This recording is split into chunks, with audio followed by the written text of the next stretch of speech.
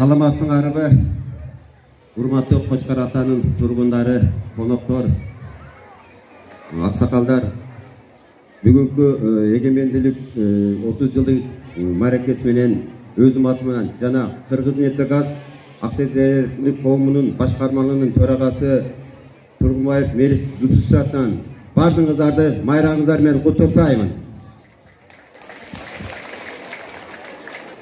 Урматтуу тургундарым, чын айтканда 30 жылдын ичинде Кыргыз-Нефтегаз кандай жетиштерге, ийгиликтерге жетишти деп айта кетсем, чын айтайлы.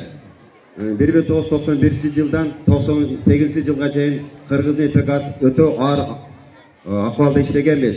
Себеби зарплата болбогон, зарплатанын ордуна башка бирделерди алып жүргөнбүз.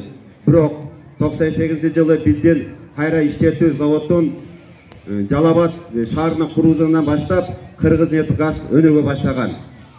Бүгүнкү күндө Кыргыз-Нефтегаз 91 жылы 70 тонна нефти өндүрсөк, бүгүнкү күндө 170 миң тоннага өндүрүүгө жетиштик.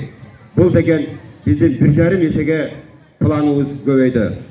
Көбөйгөндөн бүгүнкү азыр айтып кетсем, 6 айлдын пландын ичинде 18.440 тонна нефти ашык менен өндүрүп, 950 миллион киреше киргиздик.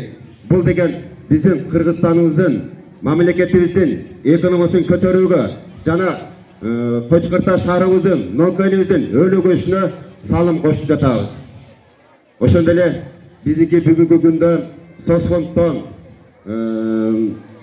Молоктон бир да карызыбыз жок. Biz Noken rayonumuz öte bay rayon. Жердин тагында кара алтын десек, жердин бетинде ак алтын дегендей ак факталарыбыз бар, мисселерибиз бар, жаңактарыбыз бар. Ошондой биз чоң бай райондорго киребиз биз. Мен айтып кеткеним дагы, урматтуу Кочкор ата тургундары, силерге кааларым тез соолук каалайм, мамлекетибизге тынчтык каалайм. Тағы бір жолы майраңыздар менен куттуктаймын. Рахмат, майрамыңыз кут болсын. Кейинки куттуктоо сөзү